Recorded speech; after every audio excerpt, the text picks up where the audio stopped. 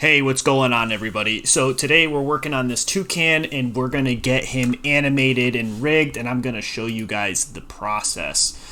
So the first thing I like to do once he's imported into the project is you go through each one of these skins and you create a mesh of the skin. And what this is going to allow us to do is to deform and manipulate the body of the creature. And without doing this, we can't actually make the creature move. And you can see these triangles are the vertices that are manipulated once we give the attachment bones. A lot of this doesn't actually apply to many of you, but I just want to show you the process of how this works. I think a few of you may find this interesting. And I'm going to try to go fast here so we get this done in a timely manner. But basically, yeah, you just outline them, the images. And if you see a big gap, something like even that's not actually that big, but there are ones that can be rather large. And we're not actually going to move the feet, so we're not even going to worry about that. The beak, what I've been doing is I've been grabbing the mesh and I've been meshing it more aggressively towards where it's going to pair with the body. And that way, the beak itself will actually bind with the body and it'll look nice. And then we'll just fake do the eye, get the tail. So this one, you'll notice when I'm meshing, I'm trying to make it even from, this is kind of like the break point of the tail where you're going to watch the tail go back and forth. So we're going to try to make it even throughout so that when the bones grab onto the different vertices, it's somewhat even. And then I can just do the same thing on the other side. It would be nice if there was, see this line that connects to this, if it connected to the other ones too, so I could see if it was even. So it's pretty even right there, which is good. It's not, the image isn't actually drawn perfectly symmetrical anyway, so it's not a big deal. And then you can further reinforce the meshing process by going straight down, and now we have all of those different vertices that we can hook into, which is nice. And a lot of that won't make sense, but that's okay. You're going to see what I'm referring to in a second here. So yeah, we're just going to populate where it hooks into the body of the toucan, and then there we go. So it looks like we have everything is now meshed, which is nice. And the next thing to do is to get out of attachments, and we're going to create an additional hip bone. The additional hip bone makes it so if we screw up anything on the root bone, that it's not a colossal mistake. Something peculiar about the software is that if something goes wrong with the root bone, it really can screw up the entire project, which is unfortunate. But yeah, so you take the root bone, make it so we can't select it any longer, grab the hip, and we're going to create bones for this creature off of the hip bone, and this is going to be the base bone. Start like there, here.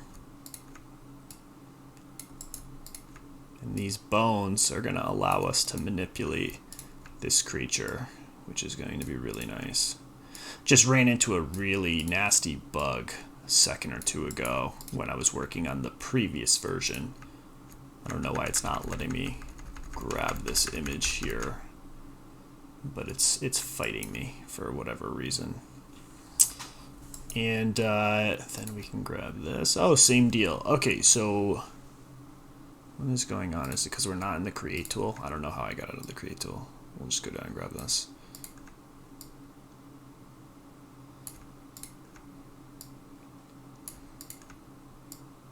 I'm trying to think about those vertices I created earlier. That was a bad one. There we go. To be honest, I really didn't even like this one. I thought this one was bad. So why don't we redo all of them? That's okay. It doesn't take very long. And we'll start like here. Yeah, that looks much better. Now, if you want to go real crazy with this, you can. You can track the parent location. So what that does is if I click parent here, it'll show me that it's not at 0. And if I change this rotation and I change it to 0, at this point, it's already bound to the image itself, so it's moving the image. I would have to take the image, bind it to a different bone, one of these that's not controlling it, and then I would set the parent rotation on this to 0, and then all of these would line up perfectly. That's overkill, though. You really don't need to do that. I'm just saying that it is a possibility if you're a complete perfectionist, but this being a smaller creature, something that's not as important to the game, while still wanting it to look really good, you don't have to go crazy over it. It's actually probably not worth your time to do that. And then the final touch, and this is just for organizational sake, I like to take these bones and I like to give them some color to differentiate so I know, what I am working on. And then grab this, get rid of the hip bone, make it yellow, and now you can easily see the reds to the body and the head, and then we've got the yellow for the tail, the purple for the beak. Get out of here for the bone selection, and then I gotta grab these eyes. Eye closed, eye partially open. These are slots. We're gonna take these slots and we're gonna populate it to the adjacent bone that the eye slot would be associated with, and that would be this one right here. You can see it highlighted right there. So we got that. Let's see if they work. Looks good. And this one we have to get rid of the eyes closed. Eye partially open. Looks good. Looks good. Okay, so those are good to go. And now we have the images are deformed and meshed, but we need, or they're not even deformed, I think they're just meshed. But now we need to add weights to the bones. So what that means is we grab this image, we click the bind button, and we're now binding the bones to the image. So it'll automatically calculate the weight to bone ratio for you, but I usually go in there and get a little picky because sometimes it does a good job and other times it's kind of like right here, it's just a little crazy. Basically, without having to actually show you what's happening, if you moved this tail back and forth and you were controlling it via this green bone right here, it would move this independently. Actually, I can just go into animate mode and show you real quick. So like the top of this, you see right here how it's moving underneath instead of actually being attached to the creature. So if we get rid of that, that's the original rotation. What's going to happen now is when I go here and I bind all these bones and the bones are there, we're now in the weight tool. We want the bottom of this to be 100% controlled by the body. So what I like to do is I grab the base bone and I kind of redo all the colors because honestly, if they're even a little bit wrong, you might as well just redo it all from the start. Makes everything a lot cleaner. And then I go through and then I paint down line with all of these images here. And it's actually pretty quick when you just paint on like this. Now you can get even more crazy with this by grabbing the direct tool, and I actually do this occasionally. You grab the direct tool like this, and I can grab this and change the percentage directly on each vertice. Like I was saying before, not the hugest deal. I just like them to bleed into each other a little bit. I think it's important that the transition has a little bit of the previous bone inside of it. That way it's not such a hard snap between the rotation of each bone from the previous bone's rotation. And that looks good. The reason why we're not doing a bleed from here into the body is because I want the body to have full control, because that's the base of the tail stemming from the body. And then, yeah, we're going to do the same thing here. We're going to grab the add tool, and we're just going to paint over the top. And then we're going to grab this guy here, and we're going to just paint some more, get these nice over here. And you can just redo all of these in the process. And it's really not a big deal. It doesn't take very long. As long as you're patient with it, the results end up coming. And then right here, we're giving this bone power over the top of the torso, because that's where it joins, and we need this bone to join up with the body. So basically the neck bone controls the top of the body, because obviously where the neck or the head goes is where the body's going to follow. So that principle in life actually applies to animation in some effect. And again, right here, we can have it bleed, but I would probably rather have this one bleed down instead of the orange bone bleeding up. And this one here, I think we'll do the opposite. We'll have the purple bleed in, and this one I think will bleed a little down. It's actually, a lot of this is just guesswork, but you'll find that when you animate enough, you slowly start to kind of understand the animation software that you use. And this is 2D animation software, and I imagine that if I was using a 3D animation software, I would probably feel like it may operate a little different than what I'm used to. And so I imagine if you're using Blender or some other 3D animation software, you might get different results. But yeah, we're just gonna keep painting, and then we'll go and get the edges right outside, just like that, just like this. And you know, when I was originally animating all these creatures, they're almost entirely done. All the animations for the creatures are 95% of the animations are done on this project already. So animating a little toucan like this is pretty easy. But you'll find that you learn and get so much faster after just doing something enough times. And it took me a while to learn about this add tool and to trust it properly. You can control the size of the tool. The feather is the circle, the inner circle between the outer circle, and how strong it feathers out. And then this strength multiplier right here is just how much it wants to apply. So if I hit like 5% right here and I take the size way down, I can click this purple one and go over these. It'll only add 5% at max. And it takes a while to get used to all these different tools, but they're fun and powerful once you get used to them enough.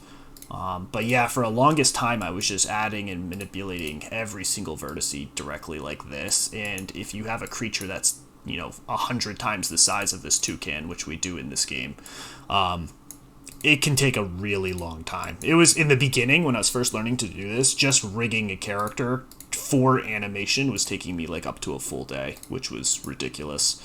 Now I can get a creature fully rigged and 3 animations done on him. I can get the idle, walk, and the run animation configured mostly in a day. So a lot faster than I used to be. It's not even close. And then here, what I'm doing on this beak is I forgot to bind these bones, so we're binding this. But this is where the face of the toucan, his jaw, meets. And we want it to bind a bit more aggressively in this area, because we want the face, when he looks up and down, we don't want the jaw to be by itself. We don't want the jaw to go on its own accord. We want the face to direct the jaws, which is why this bone right here that's part of the face is getting all control, because we want this area controlled by the face. We want this area right here controlled by the face. You can see these colors are controlling this piece right there. All right, so now, barring no bugs, we just had a pretty nasty bug in the previous rendition. Toucan number 3 was giving me quite the headache. Hopefully that's not present. It was actually solved by literally just restarting the program, which is the nastiest kind of bug, because it makes no sense why it didn't work in the first place. But this one's working. You can see it, which is good. So, so we can just grab this. And what I normally like to do is, you got to figure out your animations based on how long you want them to run. We're at 30 frames a second. So for an idle animation, that is going to be 3 seconds in duration. We're going to do 45 is the in-between, and then we're going to do 90, so it's 3 seconds in duration. And what I can do is I can grab these 3 bones, and I just kind of make it up as I go. I'm thinking what would be kind of cool is if I had him bend forward a little bit like this, maybe add a little extra on these 2 bones like that, and then I'll take this, bend it as much as I can until it starts to slowly look bad. But just before it looks bad, you release. He's looking up, And now we can get him to squawk a little more open. Oops, sorry, we're not having him squawk on idle. And so he's like that. And then as he's kind of like protruding his back forward and lifting his head up. So we're going to kick the tail behind him a tiny bit. And what we're going to do is we're going to bend this tail out like this a little bit.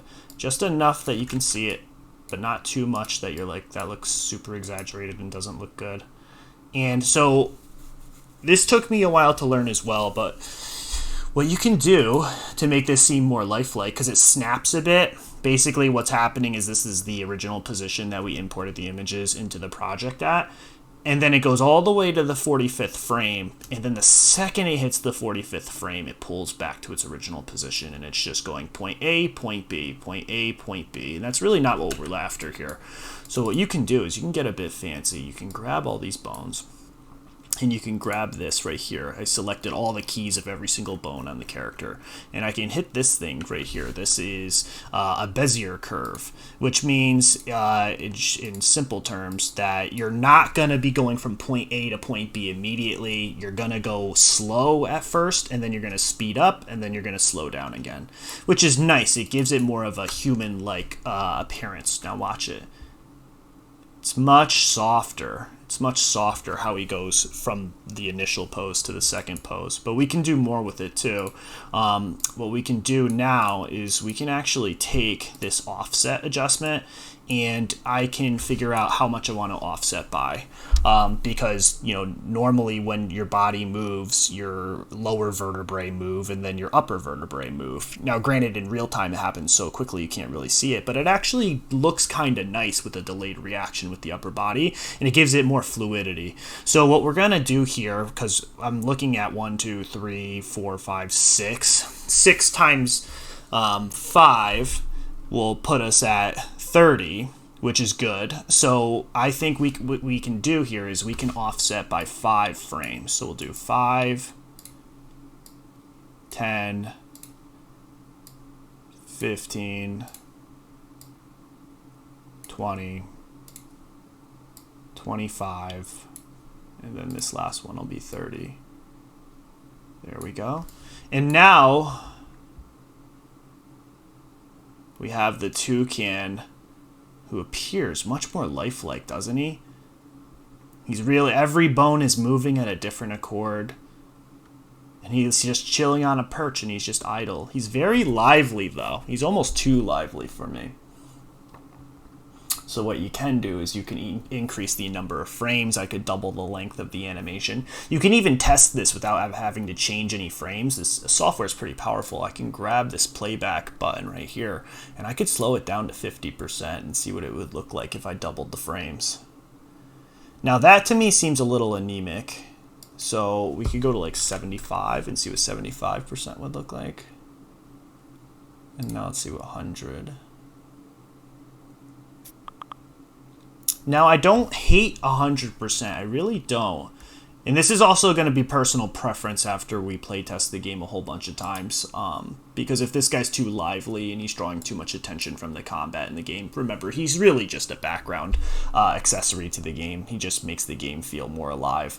I can adjust him. I can always adjust this. But let's go ahead here. We'll get rid of this tool. And then we can do the same thing with this. Now, we just manipulated how many bones? 1, 2, 3, 4, 5, 6. And we have 1, 2, 3, 4, 5. So that's going to be a different number if we want them to line up together. So it was 30 frames. 30 divided by 5 is what? What is 7 times 5 is 35. 6 times 5 is 30. So 6 frames. It's just the reverse math. Okay, so we're just going to go 6 frames. 6, 12, 18, 24. And then we're going to go here. We're going to bring it to 30. And now they line up together just like they did before, but the fluidity is offset by the bones, and it makes the Toucan look a lot more lifelike. But what we can do on top of this too, which is really cool, actually, I like doing this a lot, is go and grab the eyes And we can now go and we can make a little more sense of this timeline here. Get rid of the offset.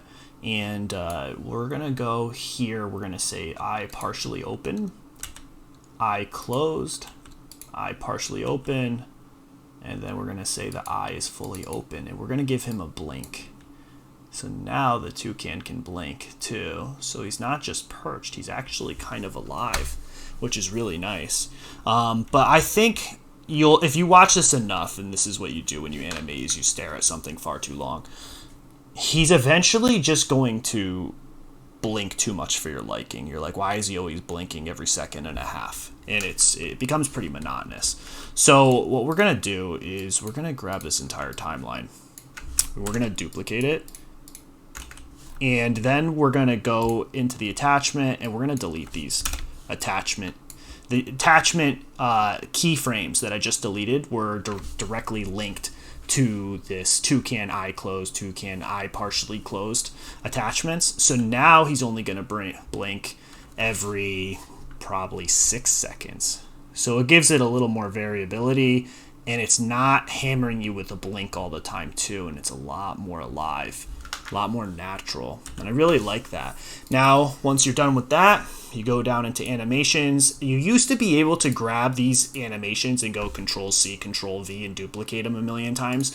They made it so you have to come out here into the setup pose and then hit the duplicate button, which is pretty frustrating, but it is what it is. So we're going to create a squawking and a death animation. The death animation is going to look terrible, only because we're going in with the understanding that the death animation is mostly going to be controlled via code. And that's one thing with technical animating that a lot of people struggle with, is that when you think to yourself, hey, that animation looks terrible, and you won't commit to the fact that a lot of the work is going to be done in code for you, it's hard to make sense of what you're actually dealing with. So I'll try to explain that to you when we're going through this. But basically what is going to happen is over the course of like 5 frames or 6 frames, we're going to have this toucan come like this. Interesting. So this is not controlled at all. What is this linked to? This toucan leg is not bound to anything, unfortunately. Okay, so we're going to say that this is now bound to that, and let's see if that still moves. I hope we don't have a problem. Okay, good. That could have been nasty. So we're going to have him fall like this, and then we can grab the rest of him, bend forward, and we'll kick the tail out a little bit, and we can even take the toucan jaws, close them together a little bit. On the 3rd frame, we will take his eye and make his eye closed. And the reason why this is going to be so fast and it's going to look really bad is because basically all we're doing is giving him a little rotation and saying that he's dead. But what's going to happen in the game engine is we're going to determine what this creature is shot with. So we're going to essentially, and this is what I can do, I can grab the hip bone, which, I forgot to make it so you can't select this. I have to delete all these frames. But in this instance, it's okay. In game, when you shoot this guy, if you shoot him with, say, a Magnum is a high caliber bullet. It's either .38 or a .40. This guy's gonna get rocked. He's a tiny bird. He's gonna go flying like way over here, and who knows how many rotations he's gonna do. So what's gonna happen is he's gonna get shot and he's gonna get his body flung over here. You notice how you don't even see the animation? That's why it's called technical animating, because you have to be able to see what is happening, and you're connecting the animations to what is going to happen to the creature in code. And that's not always easy to do, and that actually took me a little while to grasp. So we're going to delete these hip frames, because I really shouldn't have any hip frames on the creature. We're trying to avoid those. And now, when he dies, he's just going to do that. He's going to curl forward. That's it. But like I said, everything in code is going to control it and make it look good. Now we have squawking. So with squawking, we're going to delete all these in-between frames. We're at 180 frames. That means that we could go 90 would be about halfway. Now, if you animate in between, it makes it easy to just keep dividing further if you find that the animation is too slow. So instead of, for the idle animation, how did I have this go? I had him go down and up. So what if I have him go up and down? So instead, interesting that he's still moving too. Is he moving? Yeah, right here, there's a little bit of movement. What's going on here? Yeah, it's showing me that these are not actually the same exact keyframes. Let me see this. No, it is. Interesting. Okay, I think that's a little byproduct that we weren't anticipating, but I don't think it's a big deal. So we're just going to go to the 90th keyframe. And once again, we're going to take this hip bone and make it so I can't select it, because that gets a little frustrating after time. The hip bone you can no longer select, and so we're going to have him do the opposite. So we had him go forward and up. So we're going to have him go up and down. So up and down is going to look like this. Grab these three, have him go up. You can bend these bones a lot more, but the thing is you don't want to bend too much, because then these bones take on more responsibility. And because they control really important areas like the neck where it joins to the body, you can get some nasty side effects like this where it doesn't make sense at all. So you actually need to, like right there is about the max I could push it, maybe even a little less. And we'll try to bend it right at the neck. This is actually working pretty well.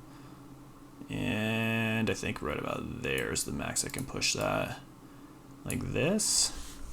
And then we're going to take these jaws open. Oh, this is actually looking pretty good. So we can actually open these jaws quite well. Maybe we'll reduce that a little bit, and then we'll open it to like there. That's good. And then let's see, what do we want this tail to do? This tail is going to do the opposite effect as well. I think it'll just look kind of good like that. And same deal. We're just going to grab everything. It's on the Bezier curve, so it should look lifelike. And yeah, it looks a little anemic. It's very slow. Too many frames. So like I said before, it's easy to divide. So we're just going to take the shift key, and these are tools right here that are really powerful too. I can just grab this key now, and I can take this down to 60. So 60 frames down from 90, and I'll take this to make it even, and we'll go down to 120. So we just chopped a whole lot of frames out. But that still looks a little weak. So we'll go down, I think we got to go like 40, 80. I think that's, or maybe even, I think my other ones were on 72. Interesting. That byproduct earlier is still affecting me. Look at that in the beginning. It's way too much. It's way too much. What is that? Okay, so is there a hip rotation at some point? What is this? Okay, so did the hip bone go away? I think it did. I don't think that was the problem, though. No, you could still see it. He snaps up really hard, and then he's jittering right here, too. So they just updated this Spine version. The software I'm using right now is called Spine. There have been a couple of unintended bugs with the release of this version. It was the biggest overhaul they did, and it actually broke a lot of the code in the game, too, which was unfortunate. It took us about a day to repatch. So I am assuming that is what we're dealing with. Let's see if I go like this, if I get rid of the curve. Okay, so yeah, no issues, no jitter. What happens if I add the curve back in? See what I'm saying? So that is not the proper response that you're looking for, because I didn't change any keyframe value, and without changing any value, why were there any jitters within the actual model itself? And that's a bug that, like, if I didn't play with this animation software all the time, it would be hard to track that down, because it doesn't actually make any sense for why that would exist. And those ones, honestly, can be the deal breakers, too, because you think you're having a good day and you're going really fast, and then you're like, oh my god, I can't figure this out, and it just doesn't make sense. Like I said, I just restarted the software and I fixed my problem, which was absolutely ridiculous. Okay, we're going to try that, I think. So I think we can push this a bit further, and we're going to go like that. Let's try that. Yeah, that looks good. Okay, let's get rid of the bones now. See how it looks. We can save that later. And yeah, we can even get him blinking during the squawk if we want. But I don't think we need to. And then you can watch them merge between one another. like this. So he's in the idle animation right now. And then you can have him squawk. And it's going to be so much better in game once we actually attach some sound effects to these guys. They'll actually contribute to the level. But yeah, I mean, this is how you take a creature and you make him part of the environment. It takes only about an hour or two, once you're good at animating at least, and you can put these guys all throughout the levels, and now you have something lifelike that's, you know, within the game itself, which is really cool. And there's a whole bunch of other effects you can do too, but that's outside of the scope of this video. I just wanted you guys to have some fun and see what we're working on at the moment. So thank you for watching the video, guys. Please follow and wishlist Creatures of War on Steam, and we'll see you next time. Bye.